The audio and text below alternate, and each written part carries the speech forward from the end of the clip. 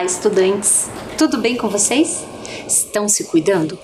É o momento da gente continuar aqueles cuidados. Usar a máscara, cuidar com a higiene das mãos, passar álcool em gel. Então, para mais uma aula de língua portuguesa, eu vou chamar aqui a minha colega, a professora Fabiola.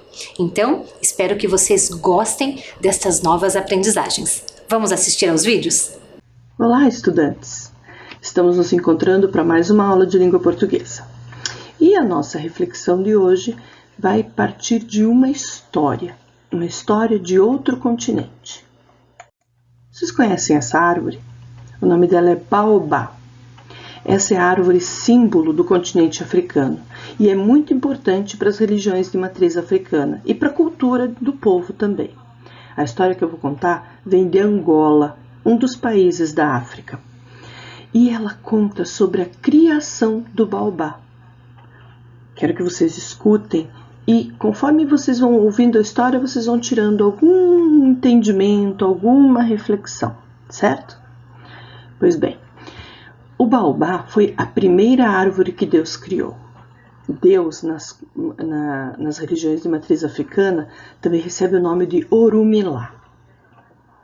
Então Deus estava criando o mundo, já tinha criado o solo, as gramas, as flores, os lagos. Resolveu então criar a primeira árvore, o baobá, e guardou nela o segredo da vida. Guardou no seu tronco grosso e oco toda a memória ancestral para que os homens pudessem aprender com essa árvore. E todo o segredo da vida também.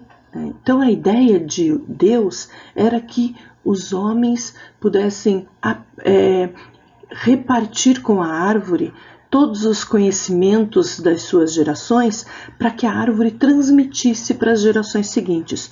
Por isso, ele fez com que o baobá vivesse por 6.000 anos. Até a semente do baobá demora para germinar. Ela não é uma semente que germina rápido, ela pode demorar 10 anos para germinar. Muito bem. Mas o baobá, conforme foi crescendo, conforme foi se observando, e Deus, após criar o baobá, começou a criar as outras árvores. O baobá começou a se observar e a se comparar. Olhava para ele, olhava para as outras árvores e perguntava: Deus, por que eu sou tão grande? Por que meu tronco é tão grosso e tão oco? Por que eu não tenho flores coloridas ou folhas amarelas? Eu não entendo. Orumilá dizia: baobá, você não precisa. Você é a primeira árvore da terra. Eu criei você para ser resistente, para durar muitos anos. Você é uma árvore milenar. Eu criei você para acumular sabedoria e ajudar os homens a entender as coisas importantes da vida. Você é o guardião da sabedoria ancestral. Mas o baobá não entendia. Continuava olhando para as outras árvores e perguntando: por que é que eu sou diferente? Por que eu sou tão grande, tão alto? Meu tronco é tão grosso. Orumilá explicava: baobá, você cresce 30 metros. Você pode ver mais longe que as outras árvores. Você não precisa ter um tronco fino, você precisa de um tronco resistente para você ficar tão alto. Além disso, o seu tronco é oco para que você possa guardar água para sobreviver em momentos difíceis. E também guardar todo o segredo da vida e que possa ensinar para os homens das diferentes gerações. Você não precisa de tronco fino, você não precisa de folhas coloridas nem de flores. Além disso, você é a minha conexão com os homens. É por meio de você que os homens vão aprender e conhecer os segredos da vida. Mas o baobá não entendia. Continuava reclamando e se comparando. Por que eu sou tão grosso? Por que as minhas folhas são tão secas? Por que eu não tenho flores coloridas? O baobá não entendia. Então Deus ficou zangado, e resolveu virar o baobá de ponta cabeça. Colocou ele com as raízes para cima e com a copa enterrada sob a terra. e disse para o Baobá: me desculpe, Baobá, eu tive que fazer isso com você, mas isso é por um tempo, para que você possa parar de olhar para fora e começar a olhar para você mesmo, olhar para dentro, se conhecer. Então, você vai ficar um tempinho assim e depois a gente conversa. E Deus continuou terminando a sua criação. Pois o Baobá ficou um tempo assim. E depois, quando Deus voltou para conversar com ele e perguntar: então, Baobá, agora que você olhou mais para você, eu posso te desvirar? O que você aprendeu? Então o Baobá disse: eu aprendi que eu sou a árvore mais antiga e sábia do mundo. Eu aprendi que eu sou a conexão entre os homens e Deus. Eu aprendi que eu sou o pilar do mundo e que eu sobrevivo, eu sou também resistente, porque em toda a minha experiência de vida eu posso aprender, duro tanto tempo para aprender, para que eu possa depois ensinar os homens também. Então Deus disse: agora sim, Baobá, muito bem, está na hora de eu te desvirar. E o Baobá disse: não, eu quero ficar assim. Quero ficar do jeito que eu estou. Olhando para mim, eu pude perceber que eu sou exatamente o que Deus gostaria que eu fosse. E eu estou exatamente do jeito que eu gostaria de estar e que eu deveria estar. E agora, então, ficou mais fácil conversar com os homens, porque eu fiquei mais próximo do solo. E foi assim que Deus criou o Baobá. Quem olha para o Baobá assim de longe, parece que ele está de ponta cabeça mesmo, né? Que as raízes estão para cima. Mas quando as pessoas se aproximam, veem que ele está do jeito que ele deveria ser. E aprendem, então, que não há sabedoria da vida que não esteja dentro do tronco de um baobá. Não é lindo? E esse pensamento é para a gente olhar um pouco mais para a gente. E aí eu deixo você aí com essa reflexão, pensando quanto você tem de elementos que deveriam estar aí sim, que são sua constituição, e como você deve ser a primeira pessoa a admirar tudo isso que você tem de elemento importante. E se sentir forte como um baobá, se sentir sábio como um baobá, para continuar participando e vivendo dessa vida como ela nos é apresentada, ok? E partindo daí, então, a gente vai para a nossa retomada. Vamos retomar a conversa da última aula, que também falava dessa importância da gente se sentir forte para conseguir viver e vencer alguns desafios, né? Um deles, vocês já estão aí lutando, que é frequentar as aulas e tentar aprender. Então a gente vai retomar a conversa sobre o alfabeto. Era esse o assunto da última aula. Para chegar no alfabeto, como a gente aprendeu que ele é o conjunto das 26 letras, a gente fez um caminho, lembram-se?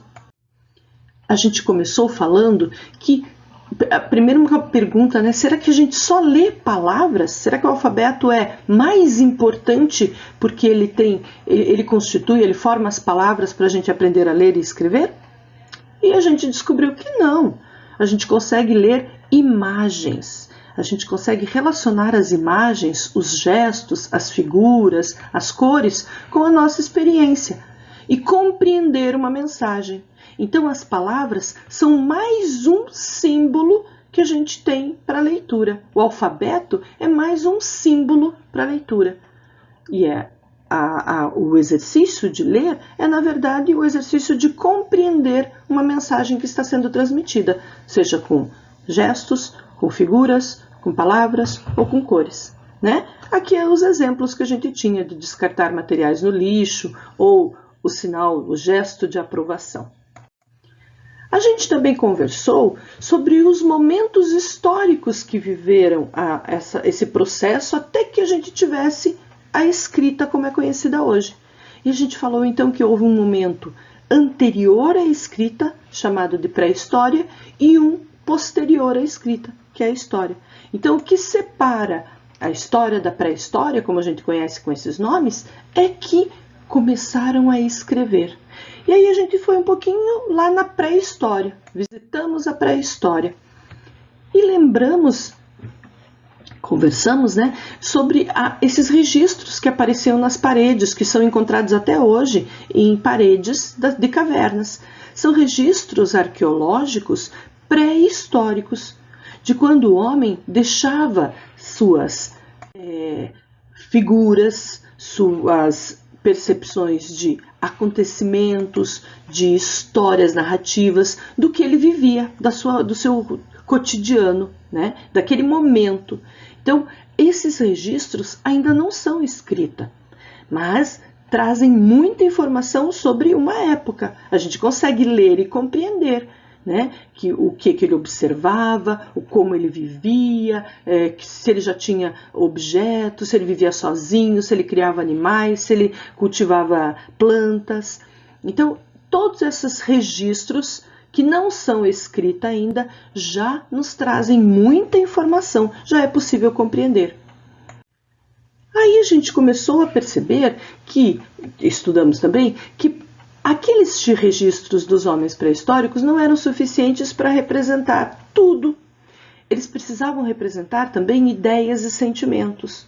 Então, com o passar de milhares de anos, os homens passaram a se preocupar com essa forma de representação e fazendo tentativas, até que a gente chegasse nos pictogramas, pictografias do povo sumério, por exemplo, né? Esse é um povo bem antigo que já se organizava em cidades, já fazia comércio e já registrava outros elementos que não eram só figuras. Eles já tinham ideias ali. Aqui, por exemplo, a gente tem a imagem de uma argila seca, né, já, mas que nela foram registradas uma situação comercial. A gente consegue identificar, por exemplo, que tem o desenho de uma mão com 5 dedos. Então, de alguma forma, quem elaborou quem fez essa argila, quem esculpiu essa argila, deixou registrado uma contagem, né? Reparem que também tem uns buracos, uma marca, né? Como se ele tivesse um instrumento com ponta que ele afundasse ali. E essa marca se repete mais de uma vez, o que significa que ele também estava marcando uma contagem. Tem a ver com deixar de marcado, isso aqui já foi feito, como a gente faz assim um ok, um circulado. É como se ele já estivesse marcando, isso aqui já foi feito, isso aqui já foi comprado, isso aqui já foi vendido. E ainda tinham linhas retas separando, ó. Quer dizer que ele estava, a organização aí da ideia dele mostra que isso aqui foi feito em um momento, isso aqui tem referência a outro, isso aqui a outro. Então existem 4 linhas aí separando diferentes ações ou diferentes situações comerciais. Então os sumérios já começaram a registrar ideias. E falamos dos adinkras, lá do povo Akan. Né? Hoje, na África, o povo Akan está principalmente nos países de Gana, Costa do Marfim e Togo. Mas o reinado Ashanti já foi muito poderoso no continente africano, né? Nessa região também onde hoje estão esses países. A gente conversou especialmente sobre esses 2 adinkras, o Sankofa. Lembram? Esse coração estilizado, essa ave olhando para trás, né? E a gente conversou sobre a ideia que elas representam. Quer dizer, não é o símbolo de um coração e o símbolo de um pássaro, mas sim a ideia de olhar para o passado para acertar e fazer as coisas corretas no futuro, né? Para garantir que o presente mantenha um futuro do jeito que a gente espera. Então, sempre trazer os nossos conhecimentos, as nossas experiências, o que os mais sábios e antigos nos ensinam. Olha esse outro. Esse outro é o nó da sabedoria. Reparem o desenho dele.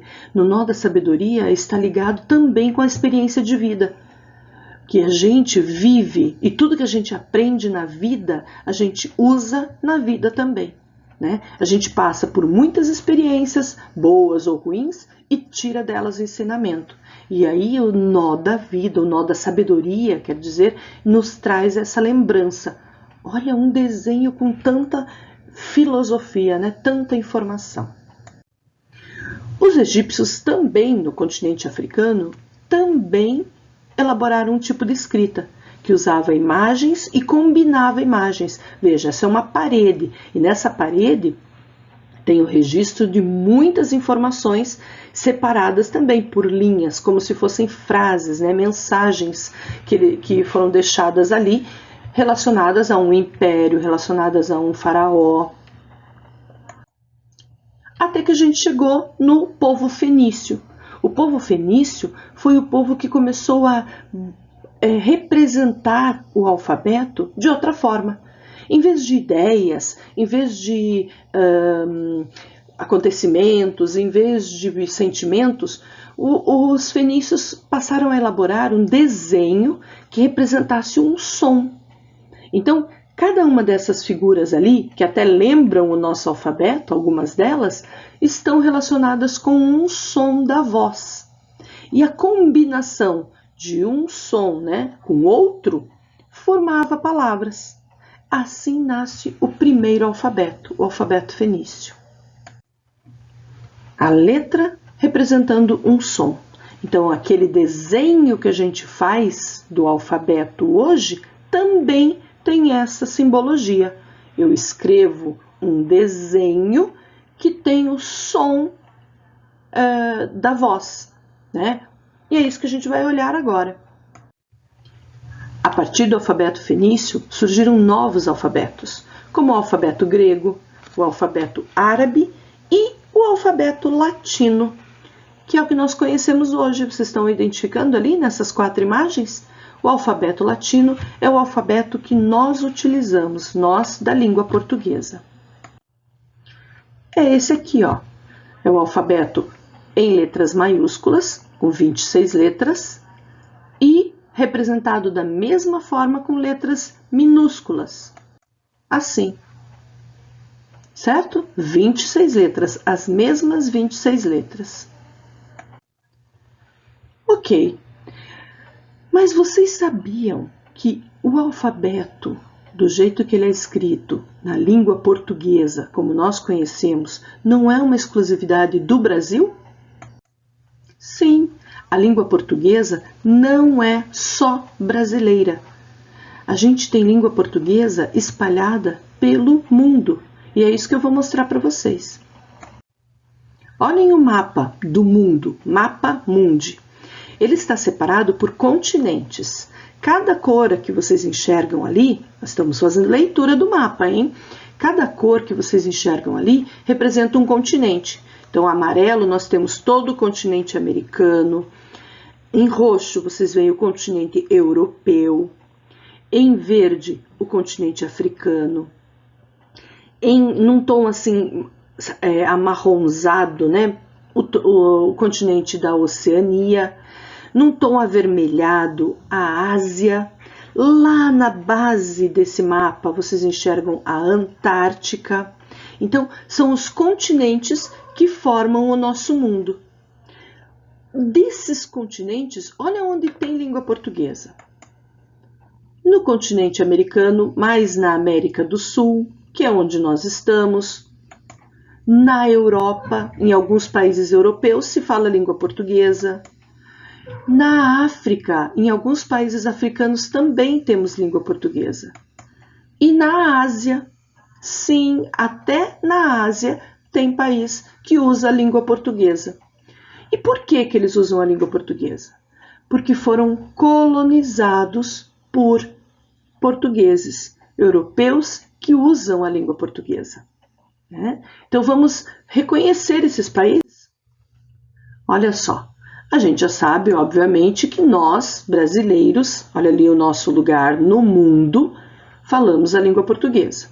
Além dos brasileiros, Portugal, né? O país Portugal, as ilhas que também são do domínio do país, falam a língua portuguesa. E partiu daí, de Portugal, que colonizou todos esses outros países que a gente vai olhar agora, que a língua portuguesa se espalhou pelo mundo. Depois da Europa, Portugal fica na Europa.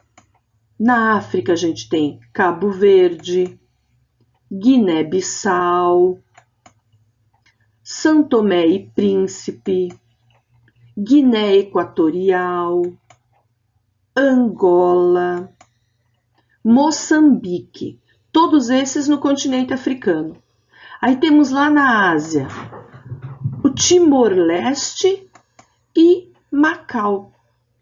Todos esses lugares falam a língua portuguesa. Isso é uma curiosidade interessante. Não é só no Brasil que falamos português. Então, o nosso alfabeto ele é utilizado também nesses outros países, certo? Muito bem. Então, esse é o nosso alfabeto, o alfabeto da língua portuguesa. Nesse alfabeto, a gente está identificando, ele tem 26 letras. Das 26 letras, 3 letras, há algum tempo atrás, eram consideradas letras estrangeiras. Por quê? Apesar de fazerem parte de alfabetos, não eram do alfabeto da língua portuguesa, eram do alfabeto de línguas estrangeiras. Por isso, depois de um acordo que foi feito com todos os países que falavam a língua portuguesa, essas 3 letras passaram a fazer parte do nosso alfabeto também. Então, hoje a gente tem a letra K, a letra W e a letra Y como letras do alfabeto da língua portuguesa também. Então, a gente precisa memorizar a ordem, né, onde elas estão colocadas na sequência do alfabeto, a ordem alfabética, ok? Além dessas letras, a gente tem a organização do alfabeto em vogais e consoantes. São consideradas vogais, ou seja, aquelas letras que o nome delas é o som que elas emitem, é o som que elas representam, desculpe, né? O som que elas representam são o nome delas. Então, a gente tem a letra A, a letra E, a letra I, a letra O, a letra U. E as 2 novas letras que passaram a fazer parte do alfabeto, que também tem som de vogal, mas o nome delas é um nome diferente, né? Então, W e Y fazem parte do alfabeto como vogal também, né? O som do Y é o mesmo som do I, só que ele tem outro nome. O som do W pode ter o mesmo som do U, por isso ele compõe o alfabeto como se fosse uma vogal também, ok? E essas que estão em azul são consideradas consoantes. As consoantes, elas têm um nome, mas nem sempre o nome delas representa o som que elas fazem, né? Então, por exemplo, a gente tem a letra B. O nome da letra é B. O desenho do B, vocês estão vendo ali. O som que o B faz, sozinho não aparece. Ele precisa estar combinado com uma vogal. Então, eu posso ter o B com a vogal A. Daí eu vou fazer o som de BA. Certo? Então, as consoantes vão trabalhar sempre em combinação com uma vogal, para que a gente possa escutar o som delas, ok? Ah, vocês observaram que a letra W apareceu aqui também como consoante? Isso! A letra W tanto faz som de vogal, U, como pode fazer som de consoante, V. Eu posso ter a letra W, por exemplo, no nome próprio, Vanderlei, Vânia, certo? Então, a letra W pode fazer o som de U, que é vogal, num nome próprio também, Wilson, mas pode fazer um som de consoante também no nome próprio, por exemplo, Vanderlei, certo? Ok. Continuamos. Conhecendo o alfabeto, vamos tentar repeti-lo juntos? Certo? Vai aparecendo letra a letra e você diz as letras daí do seu lugar. Vamos lá?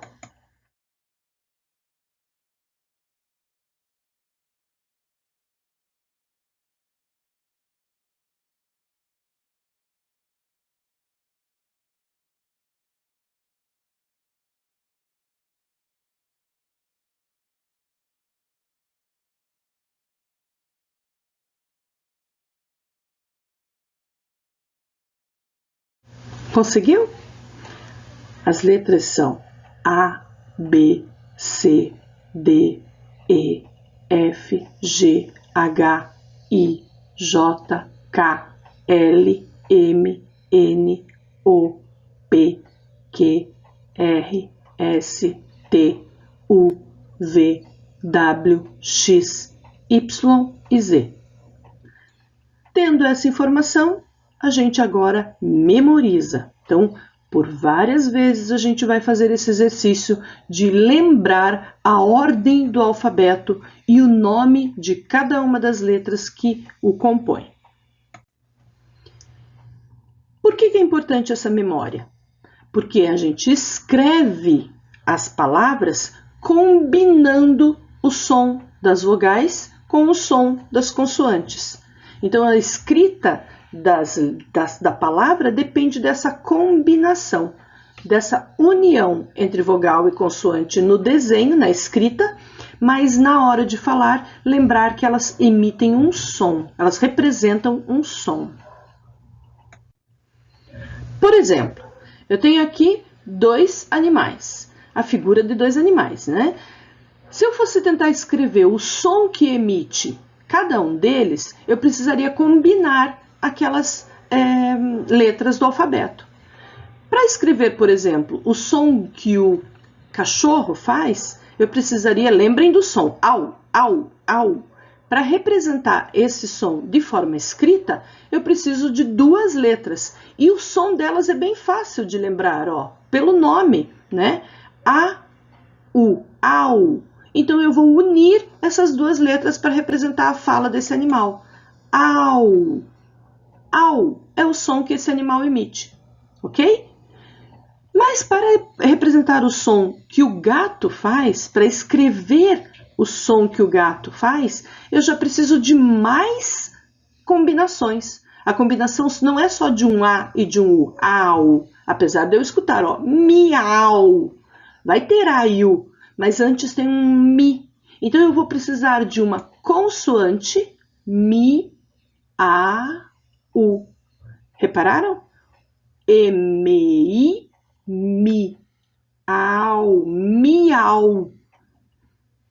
Então, é assim que se escreve, combinando esse desenho, essa representação do som com outra representação de som. Na combinação, eu consigo lembrar e pronunciar essa escrita. Au, miau. Ok?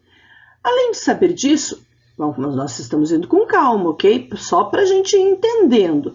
Além da gente representar a escrita assim, com letras, a gente precisa de um outro cuidado. Saber, por exemplo, que a gente sempre escreve e lê na mesma direção. A gente escreve e lê da esquerda para a direita. Certo? Olhem só. Escrevemos e lemos da esquerda para a direita. Sempre nesse sentido. Chegou a hora, então, dos desafios. É hora da gente registrar, é hora da gente tentar e ampliar os nossos conhecimentos. Vamos lá? A primeira atividade é vocês tentarem lembrar de memória as vogais na ordem que aparecem no alfabeto. Vocês lembram? Na ordem do alfabeto, a ordem alfabética só das vogais. Vocês vão registrar aí no caderno e daqui a pouco a gente volta para conferir, ok? Vamos lá? Um tempinho?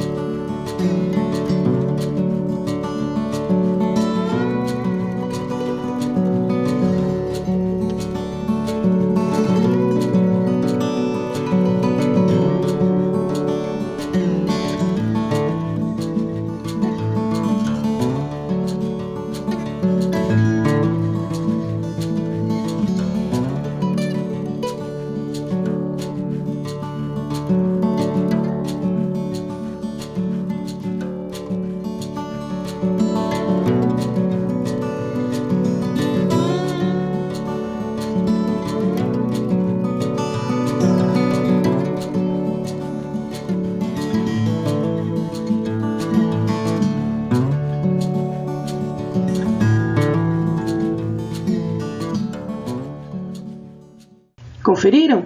Vamos verificar então.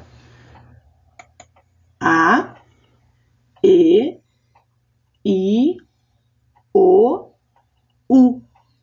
Ah, professora, podia colocar o W e o Y? Claro, se você lembrou, melhor ainda. Mas essas 5, principalmente, já me deixaria bem orgulhosa se você, de memória, conseguiu trazer para o seu caderno. Certo? Essas são as 5 vogais que a gente costuma usar bastante na língua portuguesa, na formação das palavras da língua portuguesa. Vamos para mais um desafio. O que você vai fazer agora é tentar formar palavras só usando vogais. Você vai ver diferentes situações. Cada situação que você observar, você vai registrar a palavra que você diria, olhando a situação, ok? Lembre-se, para escrever uma palavra, você precisa combinar vogal com vogal, nesta atividade aqui. Ok? Então, tente lembrar do som da vogal, pelo nome dela, e combine ela com outro som para ver se você consegue. Um tempinho para vocês copiarem essa tela e já vamos na sequência para as telas seguintes para você ir preenchendo a sua resposta. Vamos lá!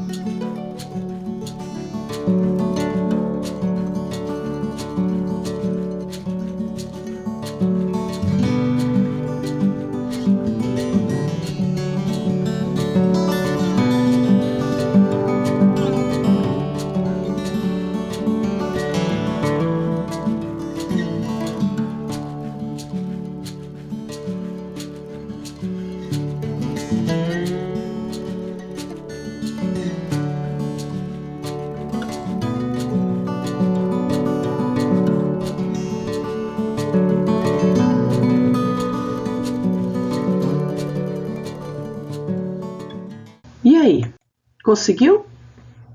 Deu certo? Vamos conferir? Lá na primeira tela você tinha essa imagem aqui.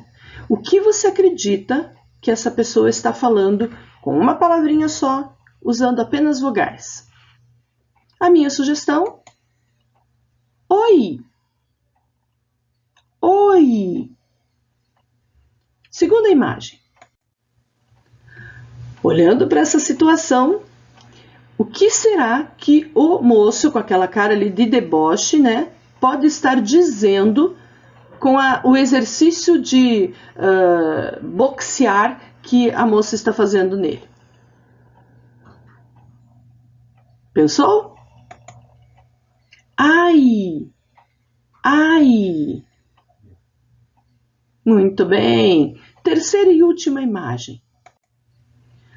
Uma pessoa apontando para si mesma. Alguém que aponta para si mesmo está falando o quê? O que é que ele pode estar dizendo? Eu. E aí, achou difícil? Não, tranquilo, fácil. Vamos para frente. Agora a gente vai fazer um exercício de formar palavras combinando consoantes e vogais. Vamos ver então como é que ficam essas combinações. Nós temos aqui a combinação oi, eu, ia. Oi, um cumprimento. Eu, o pronome que indica a pessoa que fala, eu. Ia, uma ação, né? O verbo ir. Eu ia ao mercado, não vou mais, né? Ia. Enfim, a partir dessa combinação de vogais, eu já tenho palavras aqui, 6 palavras, eu vou acrescentar uma consoante na frente de cada uma. E aí a gente vai identificar a nova palavra que vai surgir. Vamos lá? Acrescentei a letra B na palavra boi. Vejam aqui, ó, eu tenho boi agora. Ao acrescentar a letra B na palavra boi, ó, na palavra oi, eu formei a palavra boi. B-O-I.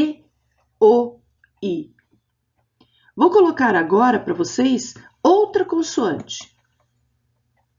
Consoante F. Quando eu coloquei a consoante F aqui, ó, foi.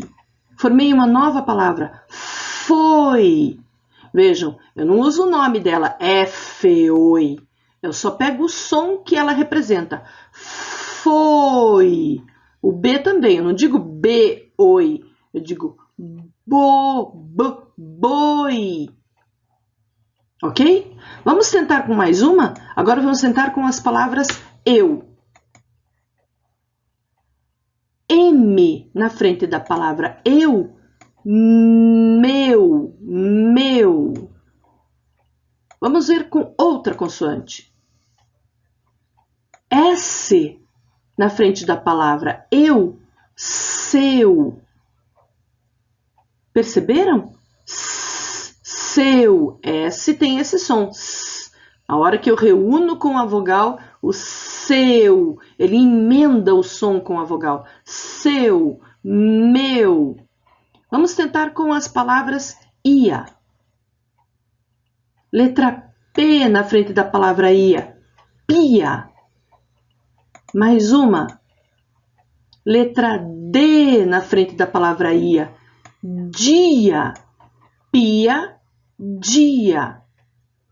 Difícil? É um exercício que a gente precisa fazer com mais frequência, porque não é tão simples assim. Mas também não é tão difícil, certo? Vamos continuar. O novo desafio é o seguinte. Você vai acrescentar a consoante indicada no início das palavras que estão nas colunas ali, de acordo com a consoante que está naquela linha amarela. Então, a gente tem na linha amarela a primeira consoante L. Abaixo da letra L, você tem duas combinações de vogais, ua, ei. Você vai acrescentar a letra L nessas duas combinações, identificar que palavra formou. O mesmo na coluna com a letra R. Também tem ua, ei. Acrescente a letra R no início dessas duas combinações e veja que palavra formou. E na última coluna desse quadro, a letra T. Acrescente a consoante T na frente das duas palavras das duas combinações de vogal que você tem, para ver que palavras formam, ok? Faça esse exercício como tentativa. Daqui a pouco a gente volta e corrige. Vamos lá? Um tempinho.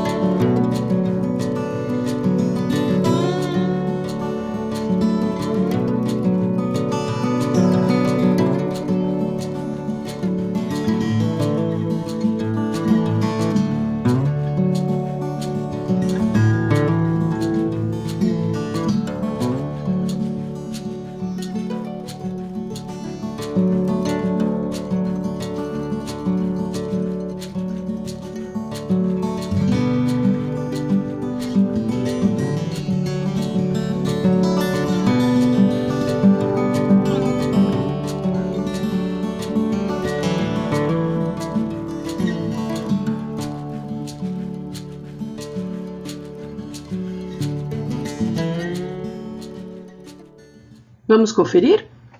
Lá na primeira coluna, você tinha as palavras, colocando a consoante na frente daquela combinação de vogais, você formou as palavras lua e lei. Com a consoante R, você formou rua e rei. E com a consoante T, você formou tia e teia. Conferiu? Foi tão difícil assim? Não. E é assim, meus amores, que a gente vai aprendendo com calma, com tranquilidade, com confiança e com a força de um baobá a ler e a escrever mais do que só imagens e gestos e cores. A gente também usa outros símbolos que são as letras. Então vamos usando todo o nosso conhecimento para aprender cada vez mais, ok?